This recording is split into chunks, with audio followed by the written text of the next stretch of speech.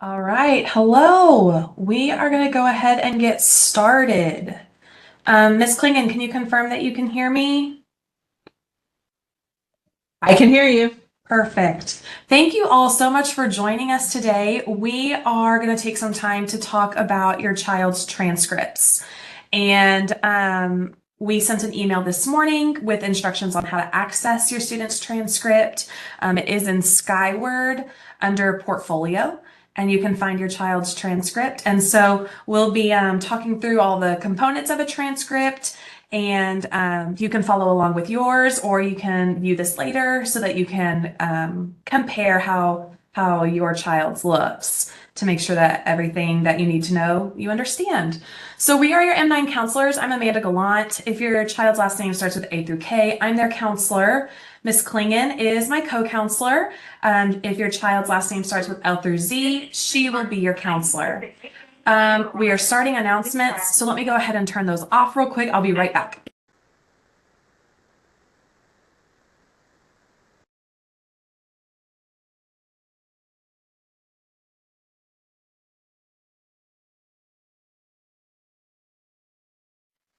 I apologize. The Pledge of Allegiance had started. So we're going to go ahead and get started with our presentation. So first thing to know is, what is a transcript? So a transcript is going to be an official school document, and it lists your student's academic record. It's different than a report card because a report card only covers the classes your student is currently taking. A transcript is going to include every high school class your child's ever taken. For each class that they take, the transcript will show the name of the class, the grade your child received, and the credit that they've earned. It also lists their GPA and the total number of credits that they've earned. We have local and state. And then if your child wants to go to college or university, or if they were ever to transfer to another high school, this is the document that would go with them. So it is an important school document. It's one of the biggest things that we as counselors look at when we get new students. So this is an example of a transcript. Yours will say student copy on it as well. We cannot give official copies to people. We can only give official copies to schools. So if your child applies to university, or if they transfer schools, then our schools will communicate and we will get them an official copy. But yours will always say student copy on it. At the top will be all of your child's personal information. And then it also has the district's information on it as well. Below that will be your student's graduation information. The transcript I'm showing you is a couple years old, so your graduation year should say 2029. And then the foundation high school plan. And then next are the GPAs. And so Ms. Klingon she presented on GPA at our last Lunch and Learn about a month ago. She is going to drop the link to that in the chat. So in case you weren't there, or if you need a refresher on how those GPAs are calculated, you can review that. But there are the three different types of GPA: the weighted numerical, the unweighted 4.0, and the weighted 4.0. There's also a spot for class rank, but your child will not receive their rank until they're a sophomore, so that will stay blank at this time. Then we have all of the credits, and we're going to zoom into that in a minute and talk specifically about that. At the bottom are your total number of credits. We have local and state. State credits are what we're concerned with the most because those are good for all of the state of Texas. When we're talking about local credits, those really only apply to Louisville ISD. We don't have very many of them. They're few and far between, but our concern is state credits. We also have a list of all the schools that have given credit on this transcript. So if your child took a class in middle school for high school credit, that school number will be down there. And then of course, Marcus 9 High School's number will be down there. Next year, Marcus High School's number will be down there. So it just lists all the schools that gave your child high school credit.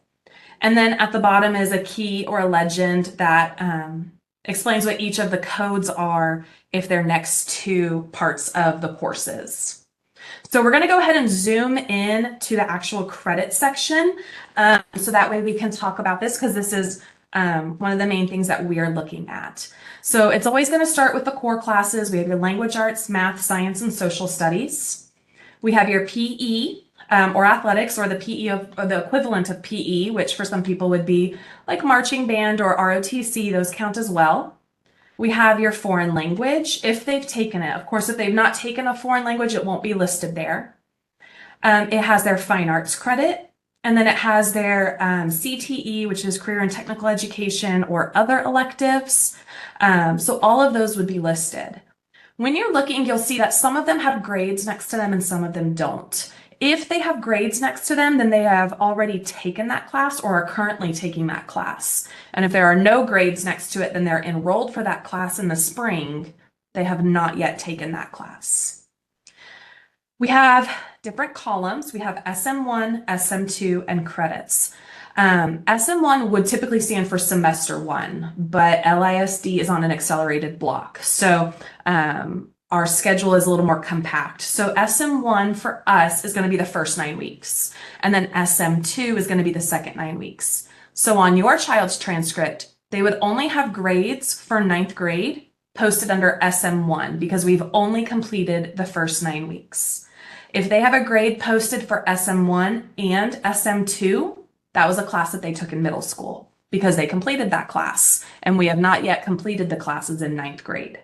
If there's no grade there, again, they are enrolled in that class for the spring. On the right-hand side, you can see the credits that they've earned. So as long as they pass the class, which is a 70 or above, then they will have received credits. And then at the bottom of that credits column is the total number of credits that they have earned so far. There are some codes to mention. There's the letter J next to some, and if you see that J, that means it was a class taken in middle school for high school credit. So some of you may have a J next to art or algebra or Spanish. Anything that they took in 7th or 8th grade that was high school credit will have a J next to it. And some will have an H next to it. That would mean it's an honors class, so we know that it's weighted heavier for the GPA. So you can see which classes are honors. There are lots of other codes. As we said earlier, they're at the bottom of your transcript, but those are 2 really common ones that you would see. So before I move on, are there any questions that we can answer? We don't have any questions in the chat yet. Awesome. Okay. If you have any, please feel free to write them in the chat. So when do grades post on your transcript? It's different than a report card. A report card, we're getting grades every 3 weeks, but a transcript is different. When we're talking about classes that are only 9 weeks long, that means that your child has already taken that class and already completed it. It ended at the end of the first 9 weeks. That grade posts at the end of the 9 weeks, and they earned half a credit. We only have 4 classes available. This includes, it would be LeadWorthy, Health, Lifetime Nutrition and Wellness, and Interpersonal Studies. So if you see those classes on your child's transcript, they are done with that class. They have earned their half credit provided they passed, and then they were put into a new class for the second 9 weeks. So we only have a couple classes that applies to. The majority of classes are 18 weeks long. That is 1 full semester. So when we're talking about a full semester, that's first 9 weeks and second 9 weeks, or in the spring, third 9 weeks and fourth 9 weeks. So, so far the class that's 18 weeks long, this is almost every class your child could be taking. It was halfway over at the first 9 weeks. They did half of their class the first 9 weeks. They will do the second half the second 9 weeks. So the grade earned at the end of the first 9 weeks, which was in mid-October, and then in the spring it will be in mid-March, will post under semester 1 for half a credit. And then the grade they earned at the end of the semester, which will be December in the fall or May in the spring, will post under semester 2 for half a credit. So those 2 half credits equal their full credit for that class. So 2 grades from this class post on the transcript, and that is it. So all the assignments and all the tests and all the progress reports, those are for you to see as the parent and for us to see as the counselor so that we can keep track of our students. But the only grades that post on the transcript are at the end of the first 9 weeks and at the end of the second 9 weeks. And this includes most core classes and most electives. If the class is year long, this only applies to AVID and the honors English that goes with AVID. If your child is not in AVID, this does not apply to you. If your class is year long, the class is a quarter of the way through at the 9 weeks. They have not gotten halfway because we're not halfway through the full year. So their transcript grades will post at the end of the semester in December. That will go under semester 1 for half a credit, And then in May, their grade will post under semester 2 for half a credit. So again, they have 2 grades on this class for these classes on your transcript, but they are not until December and May. And that only applies to AVID and Honors English with AVID.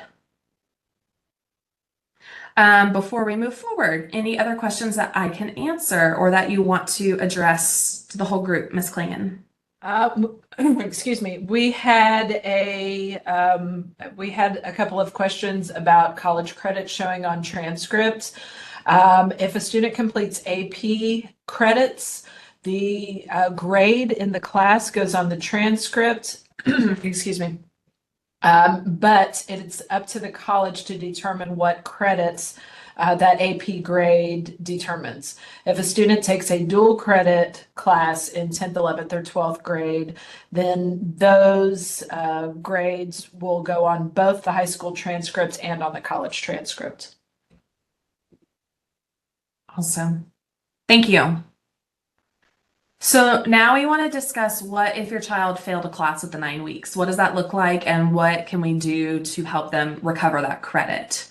So looking at this transcript, the top picture shows a student who failed part 1 of algebra. They earned a 69, passing is 70, so they did not get that credit. It shows as 0 credits earned. Whereas at the bottom, it shows that they have passed their courses and they have earned half the credit because we've completed only half of the course. So if your child has failed a class, that grade is on the transcript and that grade will always be on the transcript.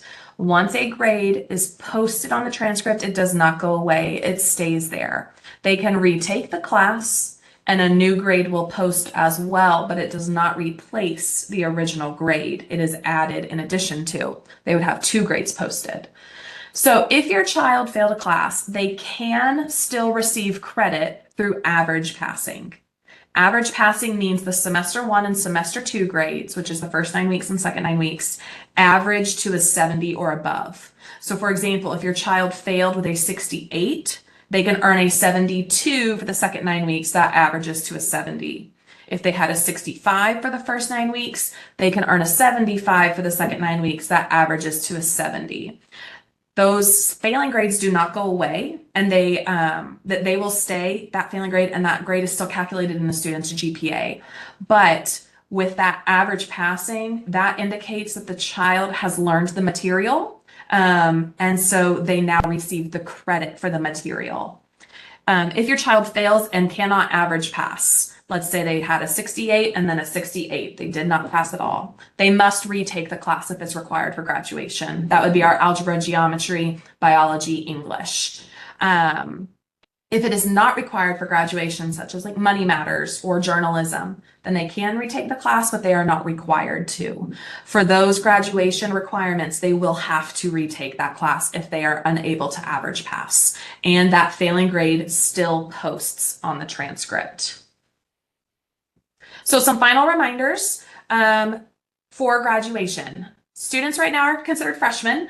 At the end of the school year, they need 6 state credits to be classified as a sophomore. And so if you look at your transcript, you can see how many state credits your child already has. And remembering, we still have a full spring semester where they can earn more credits. So they need 6 to be classified as a sophomore by the end of the school year.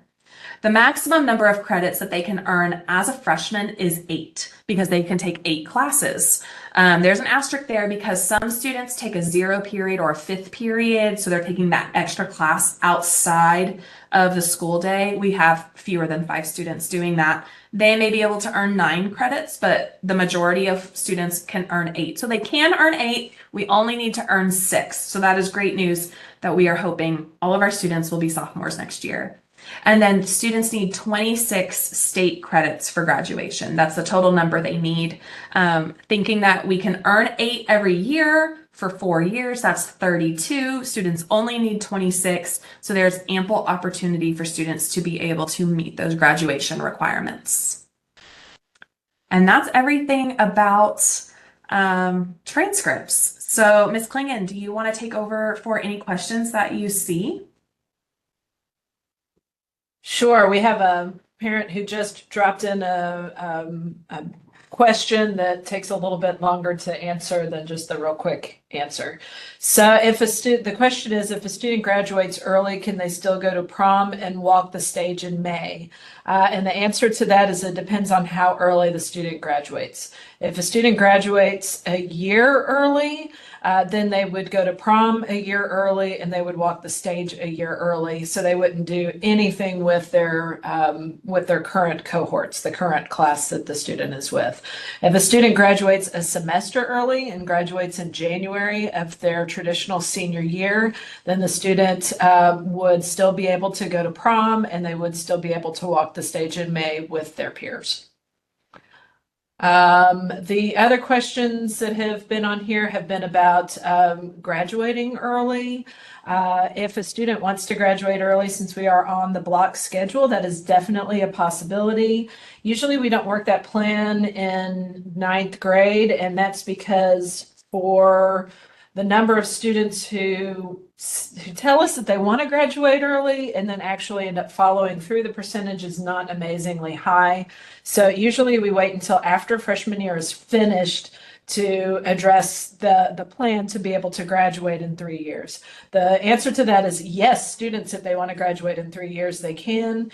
It's usually it's always the main campus counselor who finalizes that plan with the students and the families, and they actually go through most of that in junior year after sophomore year. So if a student wants to graduate early, having an opportunity to earn 32 credits plus the credits that students took in middle school, a lot of our families, graduating early is a definite possibility, but there are so many activities that happen in junior year and senior year, so many growth things that are going on that a lot of times students who think they want to hurry up and be finished with high school end up not wanting to graduate in 3 years and will graduate a semester early.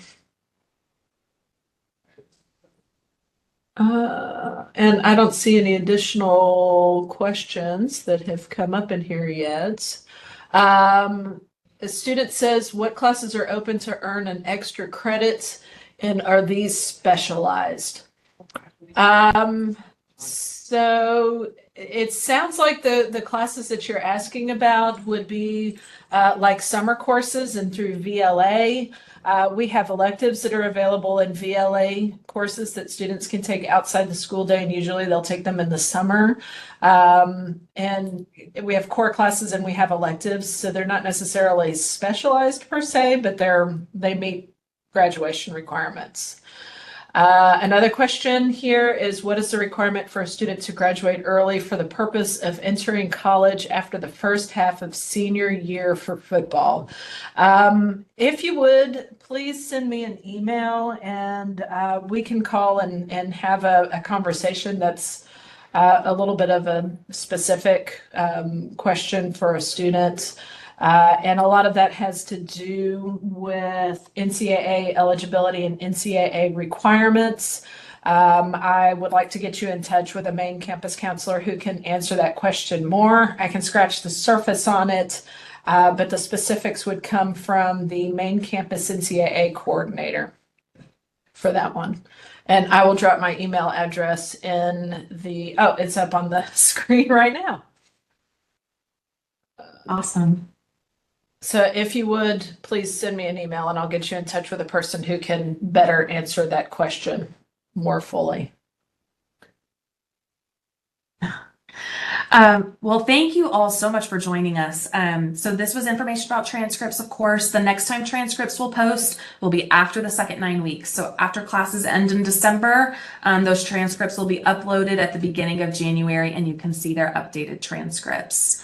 If you think of any questions afterwards, please do not hesitate to reach out to us. We love talking about all things academics, making sure your kid's successful. So we would be happy to help. Otherwise, that's all we have. Thank you so much for your time. Thanks everyone for the questions.